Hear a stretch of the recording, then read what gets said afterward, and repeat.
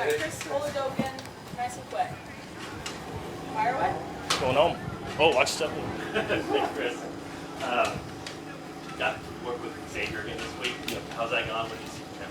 He looked really good. Obviously, we didn't have him much of OTAs, but for him to get back out here and, bust his butt for us, it was good to see him. He made a ton of plays, and, we're all really high on him, so it was good to see him work. How's the dynamic of the quarterback room been with Carson and that addition? It's been great. North Dakota State, South Dakota State rivalry there, so, we take a couple jabs back and forth at each other, but Carson's been great. A pro's pro.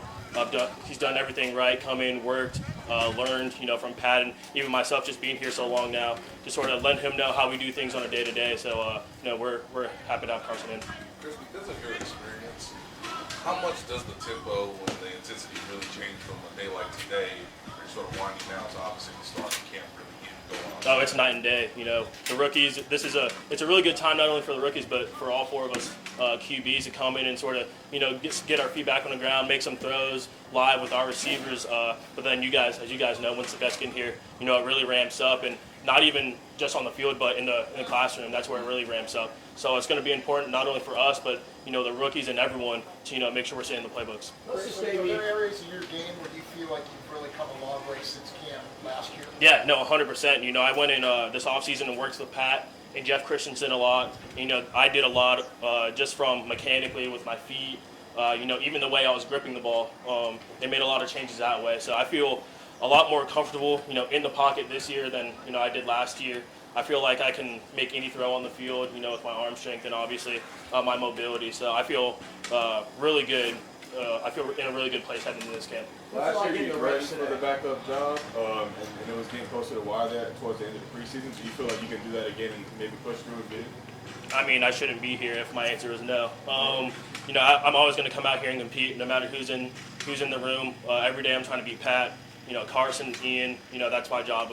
I'm here to, earn my keep. I'm going into year 3 in the last 2 years I've been on practice squad. So there's a lot of, just for myself in general, there's a lot of, intensity in terms of my work and, how I go about things and, making sure I put my best foot forward. How critical are days like today when you get so many reps, increased reps? Yeah. How critical are days like this? Oh, they're great. Every rep is important, good, bad, or indifferent. It's good to see live color and then go in there and get in the classroom and see and make those corrections. And, it's really important for me, especially when Pat and Carson come back. Those reps get, pretty short. So every rep is critical for me. Chris, without asking you to give anything away, can you share what maybe the emphasis in the quarterback room has been in the first week of camp here? It's really just been to lead these guys. The offense is going to go as we go. So if we're, keeping the energy, keeping the tempo, and everyone else is going to follow. So I think that's the main thing in our QB room, making sure we're leading from the front, make sure we're keeping the tempo, keeping the pace, and bringing positive energy, and everyone else is going to follow. Louis Rezander was telling us, you can see the difference right now already just from off-season training to where he is now. How have you seen that, and how have y'all just rallied around him and trying to help him learn the game? Yeah, no, it's been great.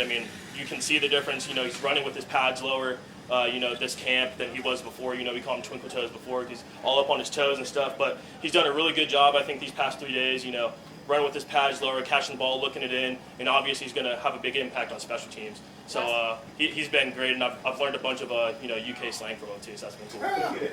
Last one, anyone? What's the slang? Yeah. What's their slang? Yeah. So there's mate. I call him my mate, or I call him bruv.